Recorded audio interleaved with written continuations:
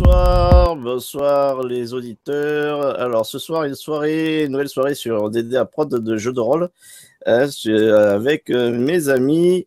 Et ce soir, on va faire une spéciale appel de Cthulhu. Alors, ce soir avec nous dans l'ordre, tiens, l'homme au chapeau et à la cravate. C'est Stéphane, hein, voilà. Arachnide 47, c'est ça, hein? Oui, c'est ça, pour le département. Donc c'est vrai qu'on dialoguait souvent sur le forum, mais c'était jamais vu encore. Non. Ben là, c'est l'occasion. Écoute, je te salue, c'est super de venir jouer avec nous. Avec nous, mes deux vieux copains, là, maintenant on peut le dire, hein, Eric des figurines et des jeux. Ça va, Eric? Ah bah écoute, très bien, on va se replonger dans le monde de Cthulhu après 30 ans d'absence. Ouais, tu vas voir, c'est un petit, je vous ai concocté un petit scénar sympa pour essayer de faire ça dans une soirée. Alors, et mon grand ami Maurice, direct du Québec, qui a fait un effort pour venir tôt ce soir. Ça va, Maurice? Oui, ça va. Tu te sens en forme? Tu es prêt? Oui. Alors, comme je vous le disais, ce soir, c'est une spéciale one-shot, c'est-à-dire une spéciale aventure qui doit normalement tenir dans la soirée. Alors, on va voir, peut-être que ça peut durer plus ou moins, ça dépend de vous, de votre progression. Au maximum, je compte sur 4 heures maximum, vraiment. Hein. Peut-être moins, si vous êtes bien perspicace, ça devrait aller plus vite. Donc les règles, les règles c'est facile, ça va être les règles de l'appel de Cthulhu, mais vraiment simplifiées. Donc on va utiliser des dessins pour réaliser, concrétiser vos actions, mais ce sera vraiment, je le ferai que quand il y aura des actions importantes. On va faire du roleplay au maximum dans cette partie de jeu de rôle. On va tester vraiment une nouvelle façon. Je trouve que c'est vrai, on avait vu avec G2D, c'est vrai que c'est beaucoup plus agréable en hang-out de jouer, beaucoup plus en roleplay, beaucoup moins sur les règles parce qu'on a peu de temps et c'est peu pratique finalement. Donc si vous êtes d'accord, on va progresser comme ça. Donc j'ai quand même préparé des personnages pour pas perdre de temps pour nos amis. Hein, ils ont choisi en connaissance de cause. Ils avaient le choix. Alors je vais faire voir. Hop, je partage l'écran. J'ai préparé donc. Voilà, on voit les personnages. Oui. J'ai préparé 5 personnages pour cette soirée. Donc Stéphane, toi tu as choisi Vic McLean. Alors, hop, on fera tout à l'heure, dès qu'on commencera le scénario, tu présenteras ton personnage. Donc, juste pour faire voir aux auditeurs, donc, on utilise Roll20, donc là, les fiches de personnages sont créées dans Roll20, pardon. Et donc, il y a voilà, très peu d'attributs. Hein. Donc, on a les principaux en pourcentage direct, inutile, on n'a pas besoin des scores. Alors, vous avez vu, je vous ai mis Constitution Santé en pourcentage. C'est à la fois, ça c'est vraiment, c'est pas du Cthulhu, hein, c'est nouveau. C'est que vous avez votre pourcentage dans ce grand attribut générique, Constitution, tout ce qui est votre physique, votre résistance, mais c'est aussi vos points de vie, c'est-à-dire que lorsque vous allez subir des dégâts, vous allez baisser dans le pourcentage en Constitution. D'accord? Ouais, c'est très simple. Hein. Pour la force, c'est pareil, c'est tout ce qui est combat, bien sûr, à main nue, soulever des poids, mais aussi c'est votre score de tir avec une arme à feu. Donc tout ce qui est combat, d'une manière générale, ça va être force, tir. Après, vous avez, on verra, des compétences particulières personnelles qui sont là souvent pour préciser et sont en dessous de vos attributs principaux. Alors, vous avez dans les grandes, toujours restons dans les attributs, vous avez la dextérité, qui là, ce sera l'esquive, tout ce qui nécessite vraiment d'être adroit. Compétences volée, esquive, grimper, tout ça, ça peut être la dextérité. La connaissance, ce sera un peu ce qu'il y avait avant, regroupe l'intelligence, le savoir, hein, d'une manière générale. Et le pouvoir et la chance. C'est-à-dire que vous connaissez, hein, c'est quand vous voulez éventuellement pouvoir utiliser la chance, c'est aussi cet grand attribut qui est aussi votre pouvoir, votre résistance éventuelle face à la magie. Hein, donc, vous avez tout de regroupé là.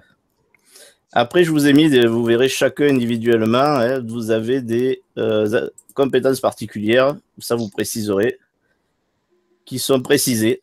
Et quand vous n'avez pas de compétences en dehors de celle-là, c'est sous vos grands attributs. Vous me direz ce que vous faites et je vous dirai éventuellement de faire un jet sous un des grands attributs. Ah, là, il y a un fax qui est arrivé. Alors, si vous avez connaissance tous de l'anglais, et si vous avez une langue en plus, c'est précisé dans les attributs. Voilà, je vais voir un peu, donc un peu tout le monde. Est-ce que c'est clair pour ça? Ça vous va? Pas de problème. Pas de problème. Donc, vous voyez, c'est vraiment maximisé pour le roleplay, quoi. Donc, ce qui est important, ce qui va être important, c'est que lorsque vous faites une action, vous décrivez bien chaque fois toutes les actions que vous faites. Et c'est moi qui vous dirai éventuellement si vous avez un jet à faire. Si vous n'avez pas de jet à faire, je vous donnerai le résultat de votre action. D'accord? D'accord. Ouais, donc précisez bien toujours au maximum ce que vous faites. Même dans les combats, tout ça, vous précisez bien les gestes, tout ce que vous faites. Parce qu'il y aura jet ou pas jet en fonction de la situation. Maintenant, on garde la chance telle que c'était dans les règles de la 7 de l'appel de Cthulhu. En cas de nécessité extrême, vous pouvez dépenser vos pourcentages de chance pour rattraper un jet, n'importe lequel, éventuellement. D'accord? Mais par contre, pour la partie, votre chance, elle restera au score que vous l'avez laissé. Voilà, donc ça c'est fait. Donc au niveau des règles, voilà. Aussi, alors, bien sûr, vous pouvez vous concerter, vous pouvez dialoguer, mais par contre, quand vous êtes face à un PNJ, que vous êtes en dialogue avec un PNJ, il faudra éviter d'interrompre celui qui parle, sauf si vous le jouez vraiment, c'est le personnage, sauf si vous agissez en tant que personnage. C'est-à-dire que si quelqu'un parle avec un PNJ et qui... vous pouvez dire, par exemple, je lui dis à l'oreille de ne pas dire ça, ou je l'empêche de parler, voilà. D'accord? Comme ça, si vous dites ou faites quelque chose, en fait, face à un PNJ, j'en tiendrai compte, comme si vous l'avez fait vraiment pour de vrai. C'est cohérent. Ouais, voilà, donc ça devrait être amusant dans les situations. J'ai l'habitude de jouer comme ça. Donc. Voilà, donc, non, mais je précise aussi pour Eric et pour Maurice. Voilà. Allez, bon, mais si vous avez des questions, c'est le moment. Après, on attaque le scénario. Bon. C'est bon? C'est bon. Ouais. Allez. Donc, en fait, on est en 1922. On se situe en Amérique. Hein, on est après une situation d'après-guerre. Aux États-Unis, vous êtes tous, chacun de vos personnages, vous êtes à Boston, hein, dans cette grande ville de la côte est des États-Unis, non loin d'Arkham et un peu entre mi-chemin entre Arkham et New York. Hein, voilà, une ancienne ville importante, en tout cas dans l'industrie nord-américaine, et qui est un peu en dépression là, en cette année-là, en difficulté économique. Comme l'ensemble du nord-est d'ailleurs, pratiquement. Vous êtes donc chez vous, à peu près. On est le dimanche 16 avril. Et chacun, on vient taper à votre porte. Qu'est-ce que vous faites? D'accord, je vais ouvrir. Oui, alors tu ouvres la porte, Vic, et tu vois un jeune garçon qui t'amène, enfin un jeune représentant de la poste qui t'amène un télégramme. Et donc c'est la même. Merci. Oui, bonjour. Voilà, télégramme pour vous, urgent. C'est la même situation pour chacun de vous trois. Hein. Donc pour Ronald et aussi pour Joshua. Chacun, vous recevez une personne qui vous amène ce télégramme. Donc je vais vous le mettre dans le journal. Je vais le faire voir à nos amis. En fait, vous le voyez déjà, hein, il y est déjà, mais je vais le faire voir pour les auditeurs. Alors, on va commencer, on va faire un tour chacun. On va commencer par Stéphane. En même temps, je vais vous lire le télégramme et puis vous me direz ce que vous faites finalement à la suite de ces télégrammes. Donc sur le télégramme, il est marqué besoin de vos services à nouveau, stop. Compensation généreuse, stop. Une semaine de travail, stop. Peut-être dangereux, stop. Rendez-vous 321 Kenisco Knolls, demain midi avec Monsieur Feldspar, stop. Soyez discret, stop. C'est signé J. Smith, Société Aldébaran, Ross Corner. Est-ce qu'on connaît le J. Smith en question? Alors, oui. Le chef de la société Aldébaran, c'est ça? Oui, tout à fait. Vous le connaissez, mais vous ne l'avez jamais rencontré, mais c'est le président de la société Aldébaran, pour lequel vous avez chacun, tous les trois, travaillé de par le passé, avec plus ou moins d'assiduité ou plus ou moins de missions, en fait. Mais on se connaît. Alors, non, pour l'instant, vous êtes chez vous. Hein. Vous n'êtes pas encore rencontrés. On n'a pas eu l'occasion de travailler ensemble. Non. D'accord. Alors. Bon, moi, je pose le télégramme sur ma table à l'entrée et puis je vais à mes occupations. De toute façon, le rendez-vous est à demain midi, donc j'ai l'habitude. Est-ce que Vic, tu fais quelque chose de particulier? Déjà, est-ce que tu décides de t'y rendre? Et tu me dis si tu fais quelque chose de particulier en attendant le rendez-vous qui est le lendemain à midi. Alors, jusque-là, j'ai jamais eu de problème avec cette société. Il n'y a jamais eu de coup fourré ou de choses bizarres. Non. A priori, pour l'instant, non. Non, une entreprise. Je compte m'y rendre, mais voilà, je ne fais rien de particulier. Je vais qu'à mes occupations habituelles jusqu'à ce que l'heure du rendez-vous arrive le lendemain, quoi. D'accord. Par contre, bon, après la discrétion, j'ai un minimum de méfiance, un petit peu peut-être, parce qu'apparemment ils demandent de la discrétion, donc je vérifie quand même qu'il n'y ait pas une surveillance particulière de ma maison, ou ce genre de choses, ou de mon appartement, et puis avant de quitter les lieux le lendemain, quoi. Je prête un peu d'attention le lendemain matin, quoi. D'accord, tout à fait. D'ailleurs, c'est ta profession. Tu sais très bien ce qu'il faut faire pour t'assurer que tu ne sois pas surveillé. Et donc, tu remarques, non, tu n'es pas plus surveillé que d'habitude. Il n'y a pas de souci, pas de problème. Cette société, Aldébaran, donc tu as travaillé pour elle donc plusieurs fois. Et non, tu sais que c'est une société qui a un but humanitaire. Et bon, en effet, tu as travaillé plusieurs fois pour des filatures, pour des surveillances.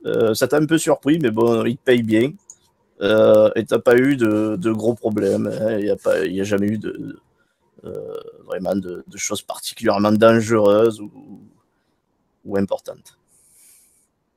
Voilà. Donc, Eric, toi aussi, donc pareil.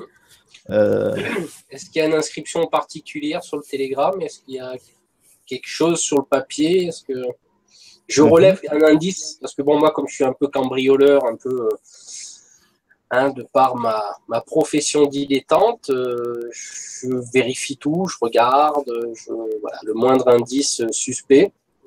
Non, c'est un télégramme tout à fait normal. Bon, tu remarques que bon, toi aussi tu avais travaillé pour la société Aldébaran. Seule chose que tu remarques tout de suite, c'est que tu connaissais qu'un bureau à New York et que là le télégramme vient de Ross Corner. Hein, donc un petit bourg du nord-est des États-Unis. D'accord. Donc, ouais, tu es un peu surpris pour ça, mais sans plus. En tout cas, il te paraît tout à fait normal, le télégramme. Ok. Est-ce que tu fais quelque chose de particulier avant le rendez-vous ou pas?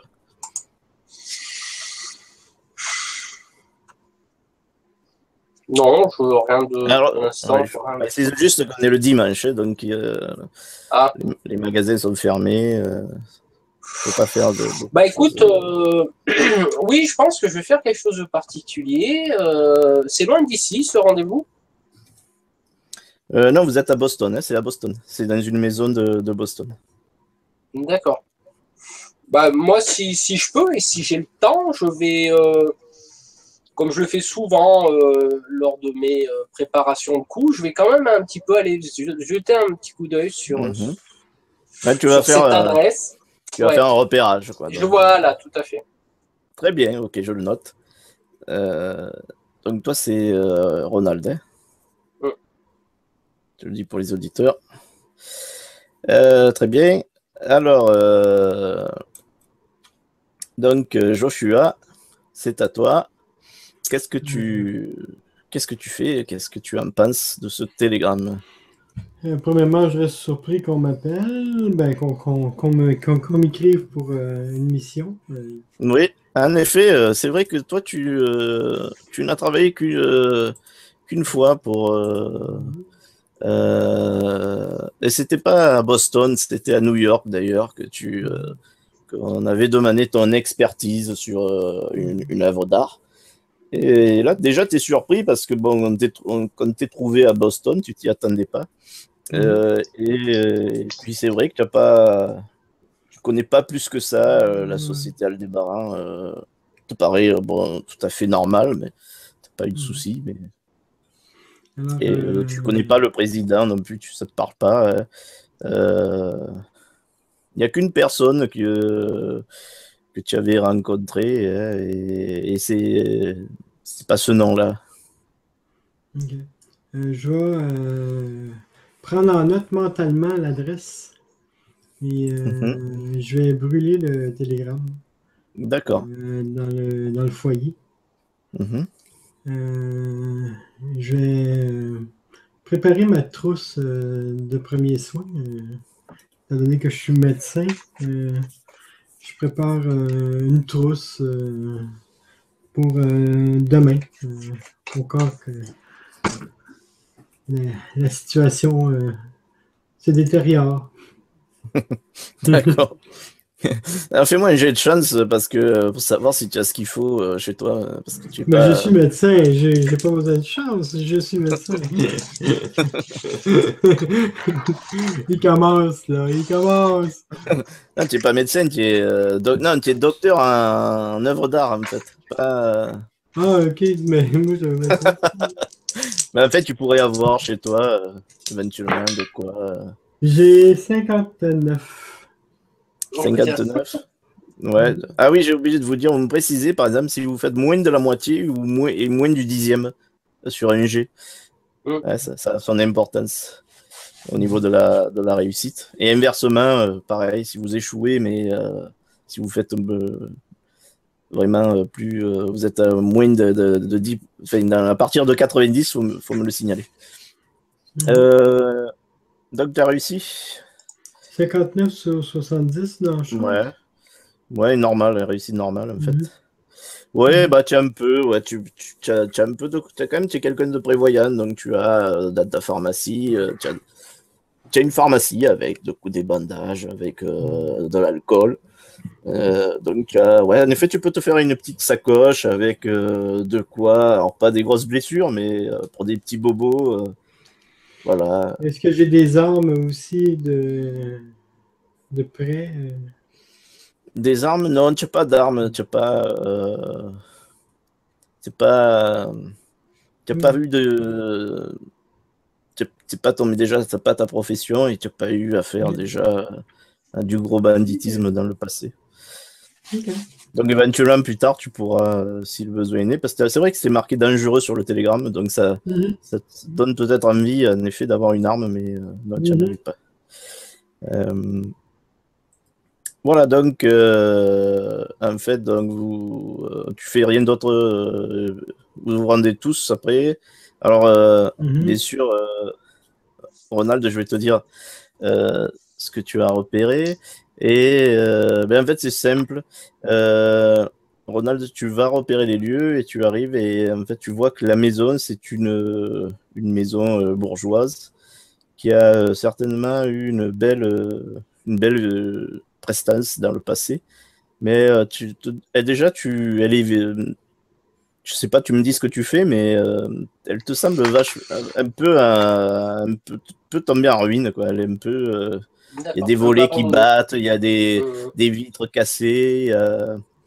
C'est fermé, mais le jardin n'est pas entretenu.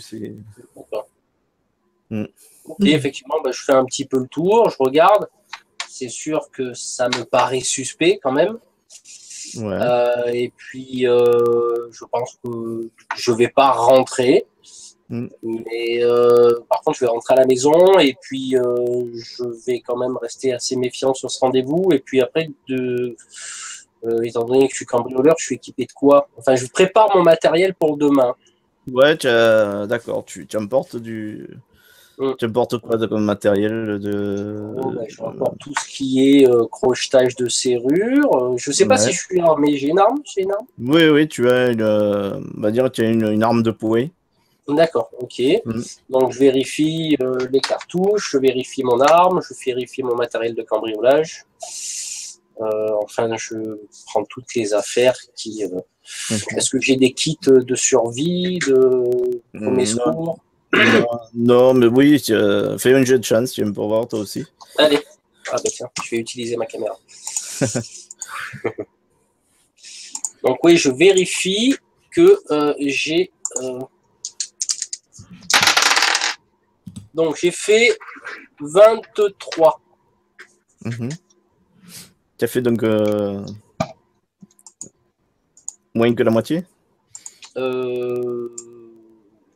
Ouais, il me semble. Attends, je vérifie mes caractéristiques parce que je ne les ai pas par cœur. Alors en chance, j'ai normalement constitution, dextérité, connaissance, oui, tu as fait 70. Ouais, c'est bon.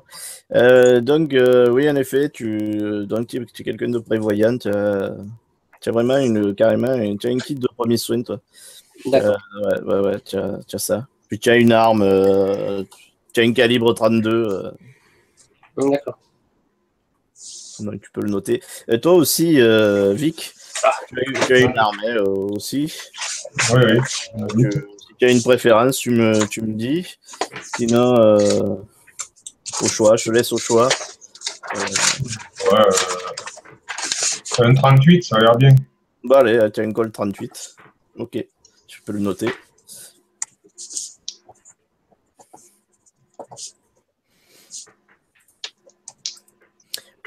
Alors vous avez de l'argent, de toute façon, chacun en fonction de votre profession, vous en avez plus ou moins, mais vous n'êtes pas dans le besoin pour l'instant. Donc si vous avez des dépenses, du moment que c'est raisonnable, on va dire que vous pouvez les faire. Alors peut-être que le Vic, toi, tu es un peu plus juste que les autres, mais bon, tu as quand même de l'argent. Voilà, donc la journée se passe et donc on arrive au lundi 17 avril. Et donc, vous me dites ce que vous faites à partir du matin. Vous avez votre rendez-vous fixé à midi. Mais, pour ma part, je prends mon 38, je prends le télégramme avec moi. Ouais. Et puis, environ une heure avant le rendez-vous, je m'en vais. Comme c'est les midis le rendez-vous, je vais aller chercher un sandwich ou quelque chose comme ça, là, dans l'heure du coin. Et en même temps, je suis attentif à ce qui se passe autour de moi. Et puis après, je prends un taxi ou autre pour arriver jusque là-bas. À moins que, je sais pas, j'ai peut-être une voiture, je suis pas sûr. Oui, tu as une voiture, on va dire. Pas un vieux modèle, mais tu as une voiture. D'accord. Je prends mon véhicule et puis je fais des tours et des détours, et puis à l'adresse indiquée, après m'être un peu renseigné où ça se trouvait, je me stationne à quelques distances de là et j'y vais à pied en remontant le col de mon par-dessus. D'accord. Voilà. Alors, ça se trouve à l'autre bout de la ville, mais bon, tu peux y aller en voiture, tu y es rapidement quand même, il n'y a pas de problème. Donc en même temps, pour les auditeurs, là, j'étais en train de mettre un peu le descriptif. Vous l'avez lu, je vous ai mis le descriptif de la ville de Boston. Donc une ville importante, hein, qui s'est développée, donc avec pas mal de nouveaux immigrants qui sont arrivés, irlandais, italiens, donc on verra après. Voilà, donc il est, disons, un peu avant midi, et chacun d'entre vous, vous arrivez, et il y a une voiture, hein, garée devant cette maison. D'ailleurs, pour Vic et Joshua, vous voyez que cette maison, elle ne vous donne pas envie, elle fait vraiment un peu maison à l'abandon, qui avait du charme certainement dans le passé, mais qui a l'air de tomber en ruine.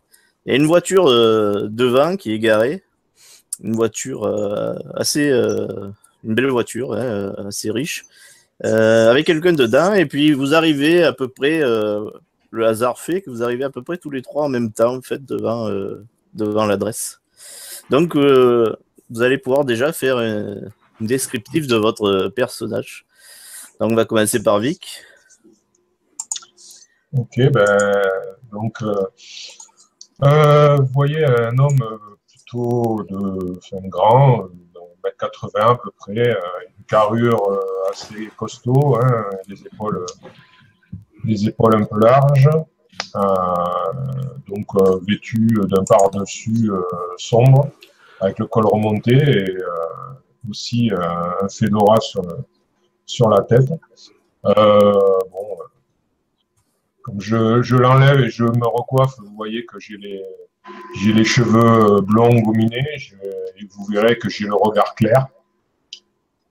Rien d'autre de véritablement notable à mon sujet à l'heure actuelle.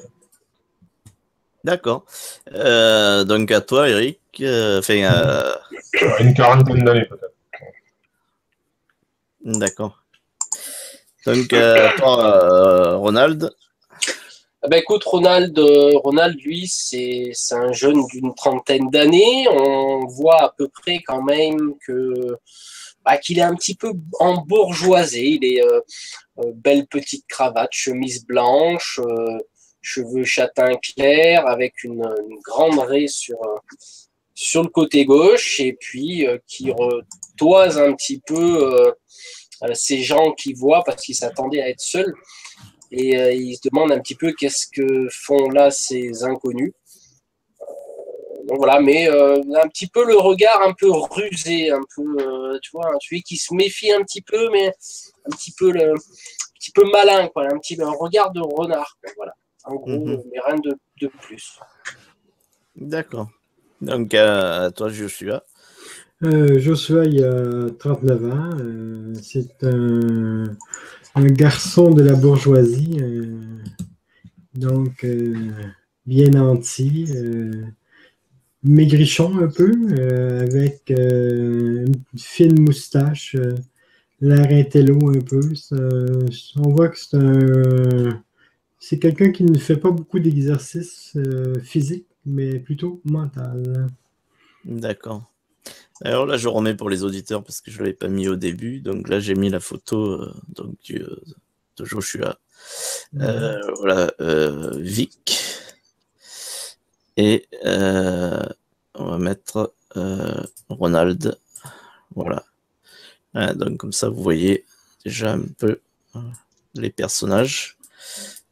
Hop, je vais essayer de mettre les trois en même temps. Ça, je vais l'enlever. Si j'y arrive. Voilà.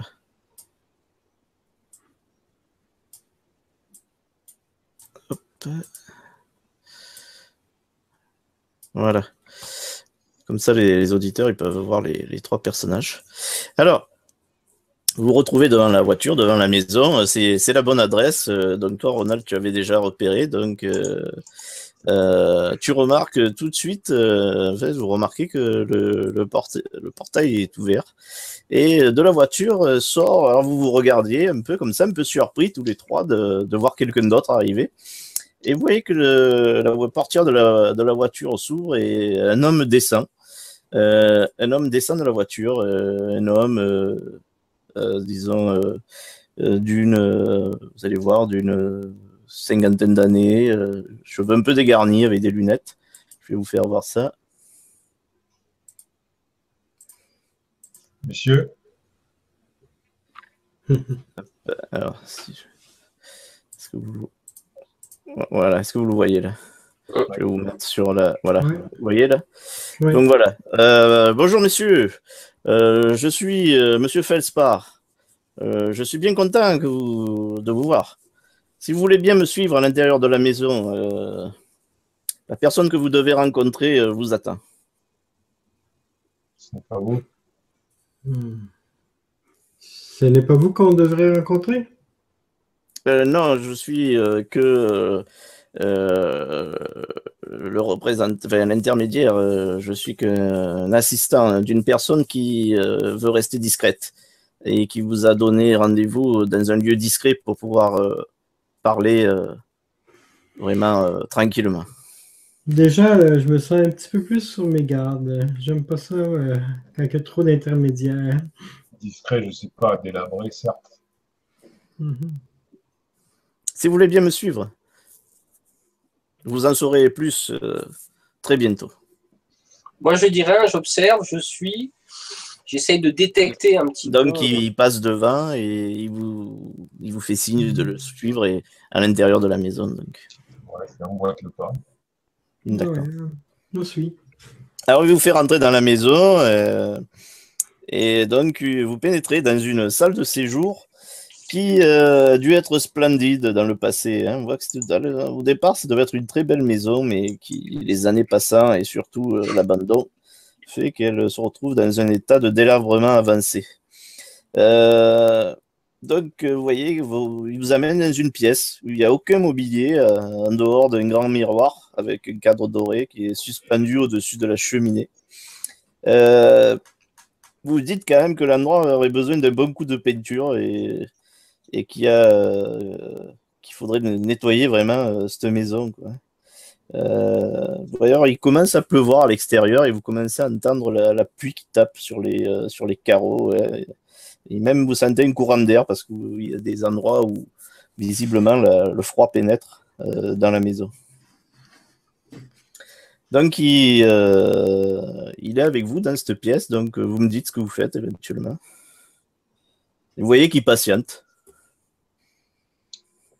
Il y a de quoi s'asseoir. Non, il n'y a rien pour s'asseoir.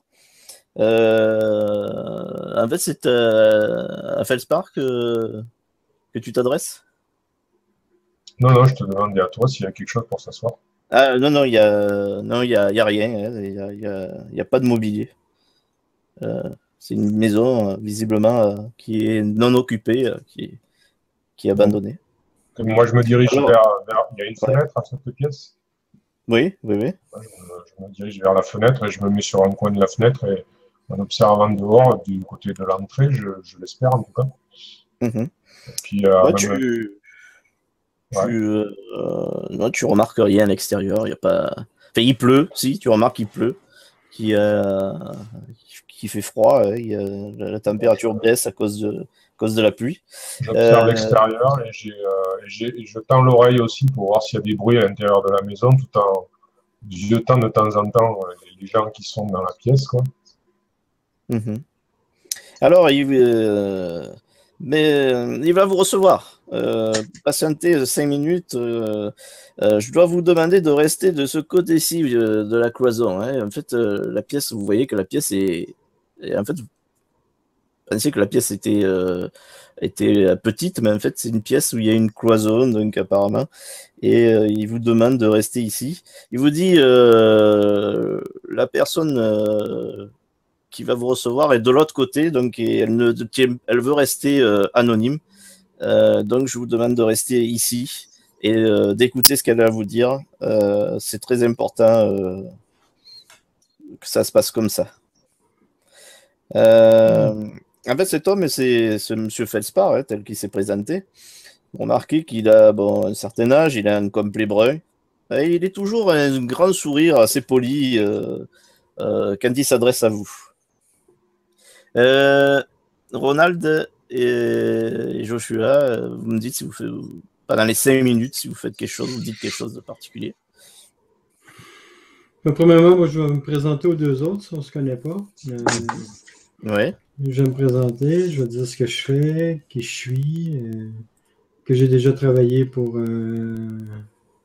la compagnie dans laquelle on a reçu le télégramme. Mm-hmm. Puis je vais leur demander qui ils sont. Et... Voilà. Bah, allez-y. Faites l'échange. Je pensais qu'on vous présenterait, mais visiblement, vous avez pris une bonne initiative. Monsieur Tsui. Moi, c'est Vic McLaughlin. J'ai déjà enquêté aussi pour la société Aldebaran. Mon travail, effectivement, c'est d'enquêter. Très bien. Et vous, monsieur? Et moi, je suis Ronald Lacqueby, donc j'ai travaillé il y a quelque temps pour cette société au niveau de recherche d'objets, d'œuvres d'art. Voilà. Des œuvres d'art, c'est ma spécialité, mon cher. Voilà. Donc, effectivement, nous avons quelques points communs, très cher. Oui, j'ai une spécialité sur les œuvres d'art. Je suis, comment dire, docteur en œuvres d'art. Mais je suis plutôt d'une famille aisée et je passe mon temps à, on va dire, à être rentier, voilà, de mon richissime père de Chicago. Donc là, j'ai un comportement où je me la joue un peu, tu vois. Ouais. Voilà, donc le mec un peu bourgeois qui te regarde de haut, tu vois. Voilà.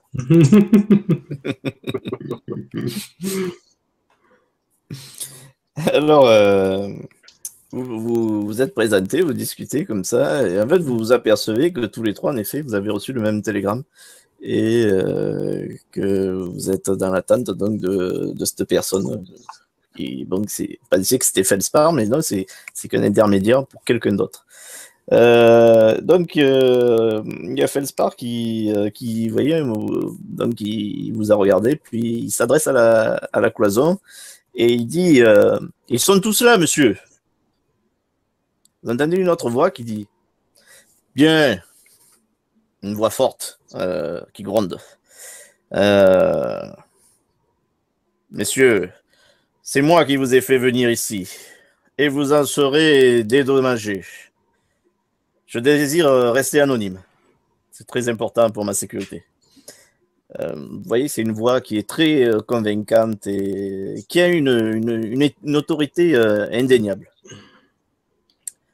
Il y a environ 8 semaines, Monsieur Dale Plunkett a été retrouvé assassiné près de Dunwich, dans le Massachusetts. Durant ces 8 semaines, la police n'a strictement rien trouvé.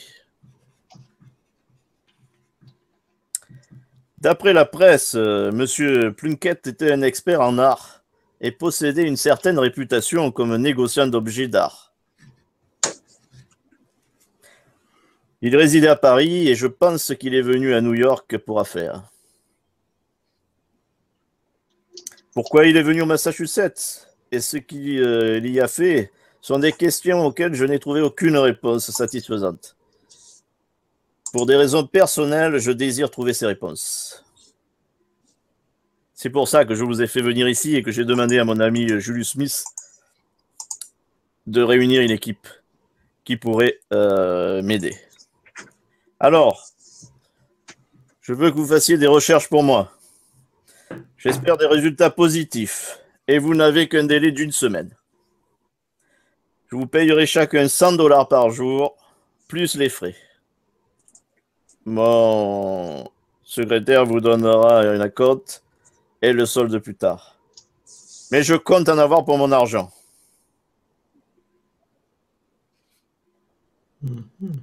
Est-ce qu'on reconnaît la voix? Non, pas du tout.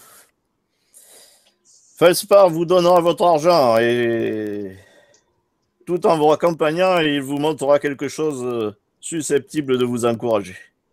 Rappelez-vous, messieurs, vous avez 1 semaine, pas plus. En tout cas, moi, je pense que vu qu'il est derrière une cloison, c'est un homme mûr.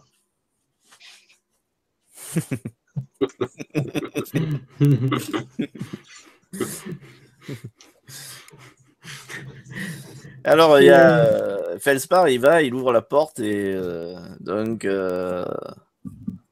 il attend comme pour vous dire que l'entrevue est terminée.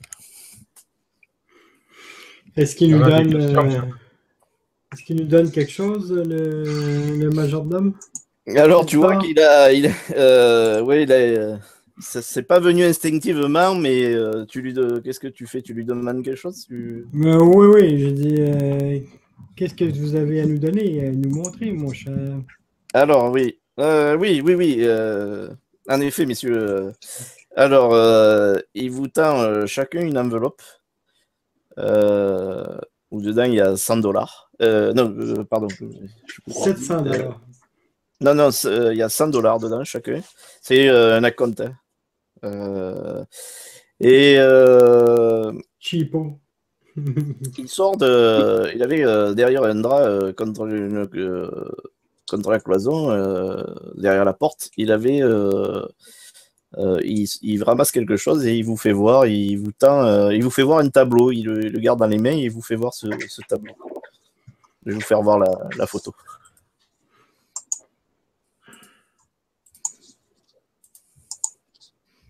Je suppose, M. Felspar, que si on a des questions, c'est vous qui y répondrez. Oui, bien sûr. Mais je pense que l'essentiel a été dit. C'est Leonardo da Vinci? Alors, tu lui demandes? Ou Non, je le reconnais. Ouais. Fais-moi un jet, tiens. Je suis spécialiste en or. Ouais, non, tu le reconnais, mais bon, tu as envie de... Tu as un œil d'expert, donc rien qu'à le regarder comme ça, tu te dis, mais oui, on dirait Léonard de Vinci, mais... Ouais, c'est Est-ce que tu arrives à déceler plus que ça, en fait, on va voir. Oh, j'ai fait 002. Oh, bravo. Je vais te montrer ça sur ma carte. Tu vois? Attends. Hop, voilà, je le mets pour les auditeurs. Ouais, c'est beau ça. Ouais, c'est le moment de faire un bon jet là, c'est bien. Alors tu sais, en fait, il te tend pas le tableau, mais tu arrives à tirer un peu le tableau quand même comme ça pour le regarder. Et tu es un expert en œuvres d'art et en effet, sur le premier coup, tu t'es dit, mais tu as fait des études d'art, on dirait le portrait de Léonard de Vinci. En effet, tu es sûr, c'est un autoportrait de Léonard de Vinci. Je le connais bien, oui. Et tu sais même que ce tableau n'a pas de prix parce que ce que tu sais, c'est qu'il n'y a que 3 œuvres de Léonard de Vinci. Et celle-là, tu la connaissais pas. Pourtant, il te laisse l'examiner. Même un peu, tu es un peu quand même tu es tellement pris par l'excitation de cette œuvre, de ce tableau, que carrément à un moment tu enlèves des mains et alors qu'il pousse des cris et tout, non, ne le touchez pas, mais tu arrives quand même tout en l'esquivant, tu arrives à l'examiner avec un peu plus de... Est-ce que je peux lui dire tasse-toi, minable? Avec un peu plus d'attention. Et en fait, tu es sûr que c'est une œuvre qui est peinte par Léonard de Vinci. C'est tout à fait le style. Alors, il te reprend le tableau quand même au bout d'un moment.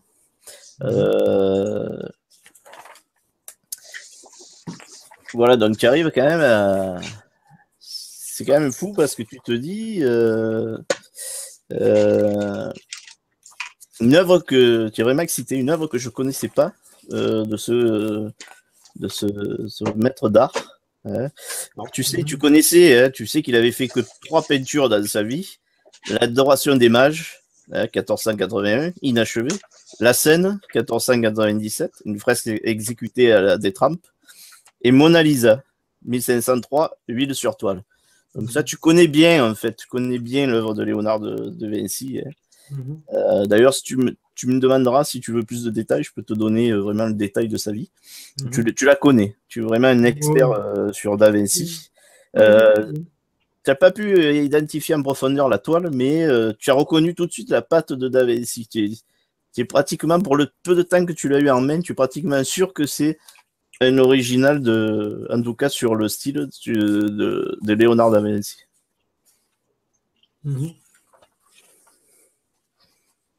C'est quand même une découverte majeure, quoi. Mais je me demande aussi en même temps, qu'est-ce que une œuvre semblable fait dans une maison délabrée Alors, aux États-Unis. Je trouve ça, c'est la surprise et la consternation en même temps. Ouais. Je vous dis, ceci est un indice. Ce tableau nous a été remis par Pluquette, par Dal Pluquette avant de mourir. Est-ce que, comme moi, j'ai des capacités aussi d'œuvre d'art, vu que, de par mon métier, est-ce que je détecte en observant, au-delà, bien sûr, de Joshua, qui est peut-être émoustillé par Léonard de Vinci, moi, je prends un peu plus de recul émotionnel et puis je regarde peut-être les détails de la toile. Est-ce qu'il y a quelque chose qui me paraît suspect ou quelque chose qui se détache? Oui, alors tu vas me faire un petit jet aussi. On va dire que là, toi, de connaissance. Alors attends, je vais voir, je n'ai pas toutes mes caractéristiques dans la tête. Alors, connaissance. Détection, non, détection. Ah, détection. Détection, ouais. J'ai 80. Vas-y. Ok.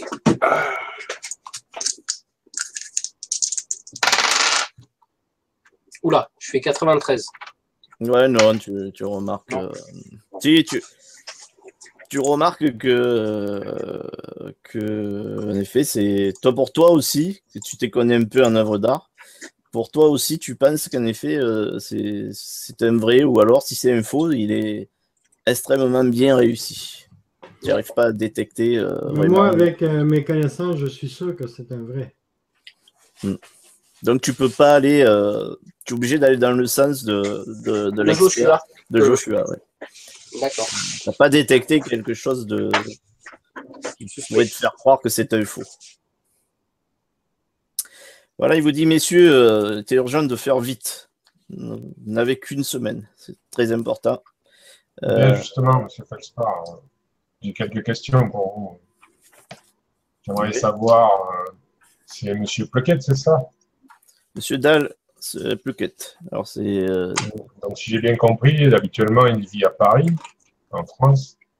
Et, il est venu à New York et puis il a été tué dans la région de Dunwich. Oui, Dunwich, qui est une ville un peu à l'intérieur des terres, mais dans le Massachusetts.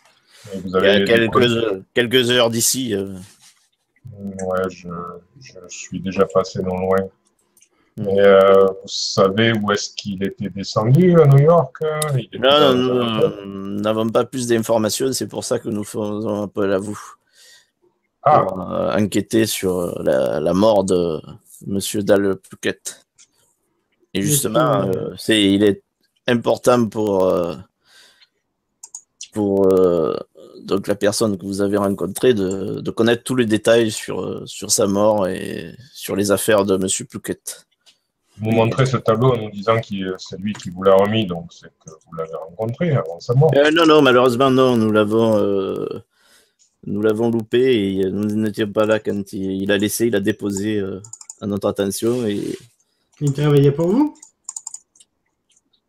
Je ne suis pas autorisé à vous donner plus de détails sur... Mais comment voulez-vous qu'on vous aide si vous n'êtes pas autorisé à nous aider? Disons que c'est une connaissance de mon patron et la discrétion est d'une très grande importance dans cette affaire. Oui, mais la discrétion, si vous voulez qu'on fasse une enquête, comment voulez-vous qu'on vous aide si vous ne nous donnez pas tout ce que nous devons savoir? Moi, je peux vous assurer, monsieur, que ce n'est pas ça qui nous fera avancer sur l'enquête. À ce moment-là, j'interviens. Bien sûr, comme je suis un peu bourgeois, donc je me sens un peu supérieur à tout ça. Et j'essaye de le baratiner, le monsieur, en disant, écoutez, voilà, on essaye quand même de savoir le moindre indice sur ce qui s'est passé, enfin, je sors un petit peu tout le baratin bourgeois dont les mots, pour lui, des fois, sont incompréhensibles, parce que je suppose que je sors des mots très savants. Quel a cet effet? Est-ce qu'il marche sur lui ou pas? Alors fais-moi un jet de... Tu as baratin, toi? Non, tu n'as pas baratin? Ouais, 70. Vas-y. Ok. Oh putain, je fais 89. Alors vas-y, dis ce que tu as à dire, vas-y. Je lui dis, écoutez, vous comprenez très bien qu'avec les risques qu'on prend, on doit quand même assurer nos arrières pour mener à bien cette mission, quel que soit l'argent. Ce n'est pas ça qui m'intéresse. L'argent, j'en ai à foison. C'est surtout le côté aventure. Vous comprenez bien que, vu ma stature, je peux me passer de votre aide. C'est vous qui m'avez appelé pour... Non, monsieur Laceby, je sais que vous êtes très attaché aux œuvres humanitaires. Nous avons fait appel à monsieur Smith, de la société Aldébaran, pour qui vous avez travaillé par le passé et que vous travaillerez encore certainement à l'avenir, mais c'est un service qu'il nous rend. C'est juste pour vous dédommager des frais que nous vous versons une somme. Je vous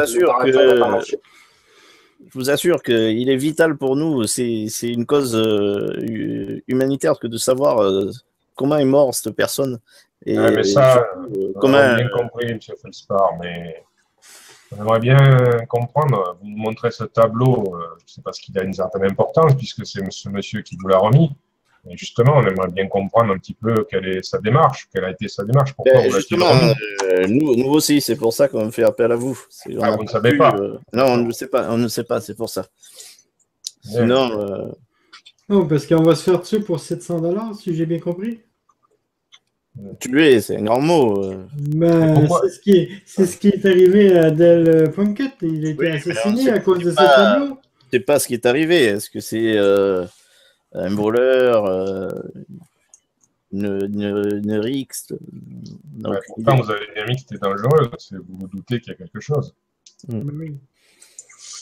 Est-ce que vous le feriez pour 100 $? Non, c'est 100 $ par jour plus les frais. Est-ce que vous le feriez, vous, pour 100 $ par jour plus les frais? Ah oui, mais... je vois votre hésitation, monsieur. Je vois déjà un travail important, chacun son travail. Est-ce que je peux glisser un petit mot à l'oreille de Vic, c'est ça? Écoutez, messieurs... Pendant qu'il discute, là, Joshua avec Felspar, moi, je glisse un petit mot à Vic. C'est ça qui s'appelle, hein, Stéphane, le perso de Stéphane, c'est ça? Oui. Ouais. Je lui dis, toi, est-ce que tu n'as pas moyen d'avoir le dossier de police du meurtre, voir un petit peu si... Messieurs, je dois vous laisser. Si vous voulez refuser l'affaire, quitte à vous de le signaler donc, à M. Smith de la société Aldébaran, nous trouverons d'autres personnes éventuellement. Je dois vous laisser. Donc, je vous laisse dans l'enveloppe, il y a mon numéro. Vous pouvez m'appeler dès que vous avez résolu l'affaire. Est-ce qu'il laisse le tableau? Ah non, je ne peux pas vous laisser le tableau. Ils avaient un portable en 1922? Non, mais ils ont une ligne de téléphone. Ah, d'accord. Oui, quand même. Il n'y a pas de problème, monsieur. il y a le téléphone quand même. Vous pouvez envoyer un télégramme aussi, ça marche aussi. On contactera certainement plutôt que vous ne le croyez. Donc voilà, il vous raccompagne et il ne veut plus répondre à vos questions désormais, il doit partir. Donc il vous donne rendez-vous dans 1 semaine en espérant que vous allez réussir dans votre tâche.